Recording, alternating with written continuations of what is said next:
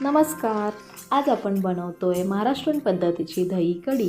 स्वर्ग हा नवा वाटतो हवा, साथ ही तुझी जणू उन्हात चांदवा.